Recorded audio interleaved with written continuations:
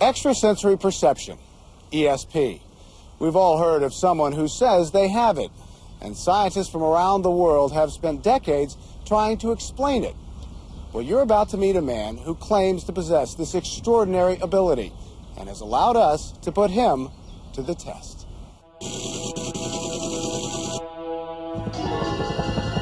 For most of his adult life, Joe McMoneagle was a professional soldier. 2 brutal tours of Vietnam, U.S. Army intelligence, a Legion of Merit award winner, a black and white world, clearly defined and limited to his 5 senses. But in 1970, Joe claims that world was turned inside out. In a restaurant, Joe suddenly felt ill and staggered outside. This is the first time he's told his story on television. There was sort of a pop, and I found myself standing on a cobblestone road watching the rain go through my hands, and looked up and saw my body sort of half in, half out of a doorway. I knew at that point that I was probably dead. Joe was rushed to a hospital, where he arrived showing no signs of life. I felt as though I was falling backwards and was enveloped by a white light. So here you are, you've almost died, and then all these strange things start happening to you. What's going through your mind? It shattered all my concepts of reality.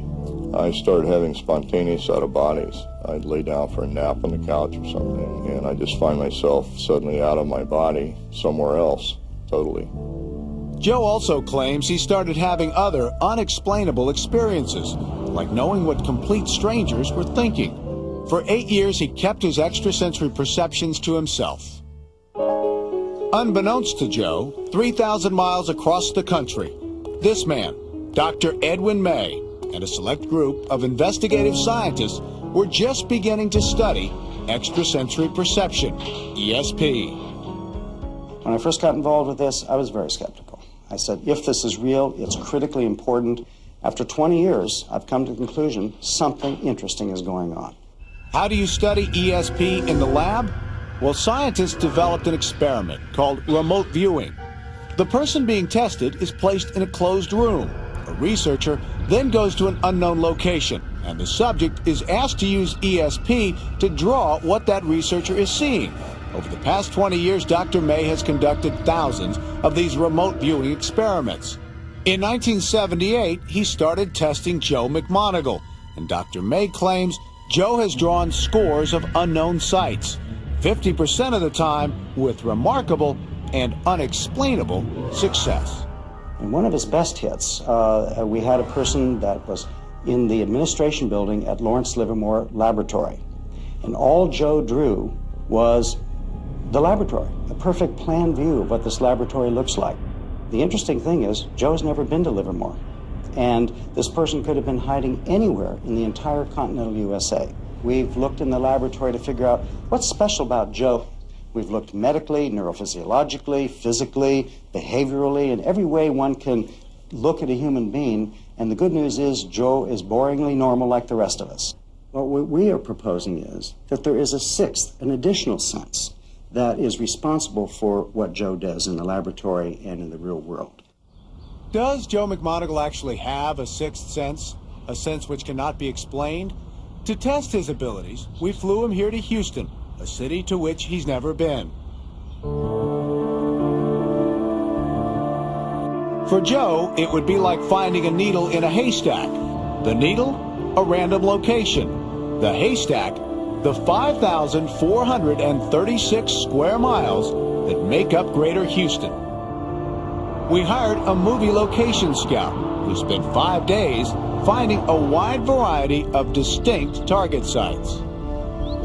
I think all of them have dramatic Houston elements with very defined architectural styles. And, you know, one of the things that I did not want to do is repeat any common denominator. I did not want there to be 2 archways. I didn't want there to be 2 triangles in the visual. Following Dr. May's scientific protocol, the producers reduced the hundreds of possible sites down to 4.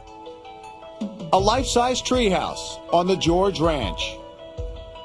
A visually dramatic portion of the theme park Astro World.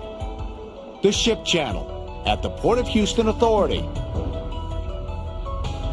and a famous local landmark, the Water Wall. Without Joe's knowledge, those locations were photographed and placed in numbered envelopes at our downtown headquarters. We hired Officer Bill Baker of the Houston Police Department to retain custody of those envelopes. With Joe McMoneagle sequestered in a windowless, soundproof room, we placed the 4 numbered envelopes in an adjacent room. To choose our final location, Julie Wiesen, a local marketing executive, was asked to roll the dice. So the number is 2. So Officer Baker, why don't you take envelope number 2? For the test, we selected Jessica Miller from the Houston Visitors Bureau to be what the scientists call the target person. Inside envelope number 2 was the photograph of the Houston Ship Channel. It would be Jessica's job to go to the target site and carefully observe every detail.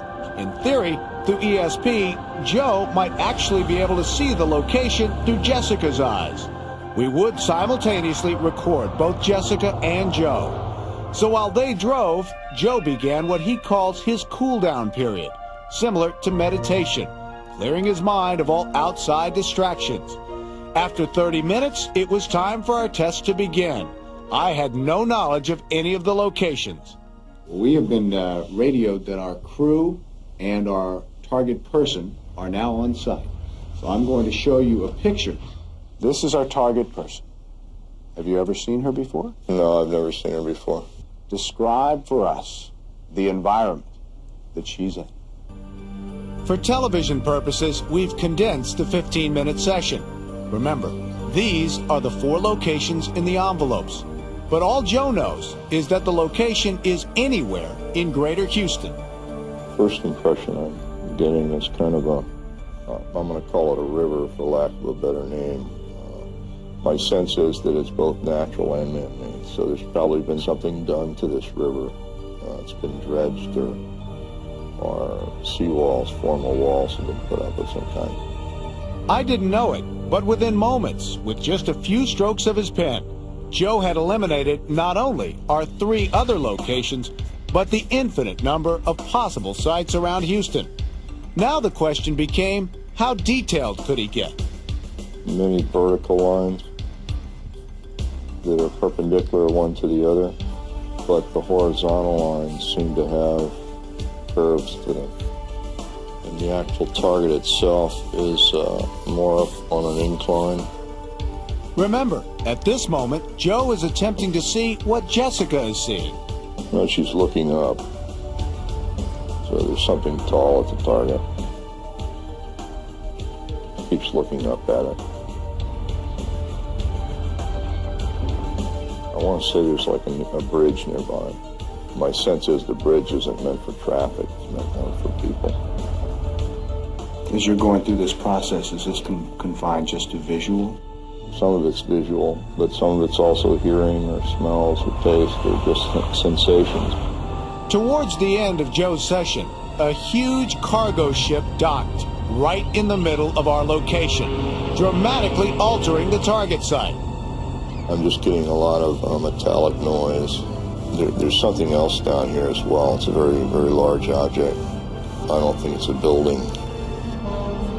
I don't know what that is. But this is a very large object. Something tall behind the part of the entry.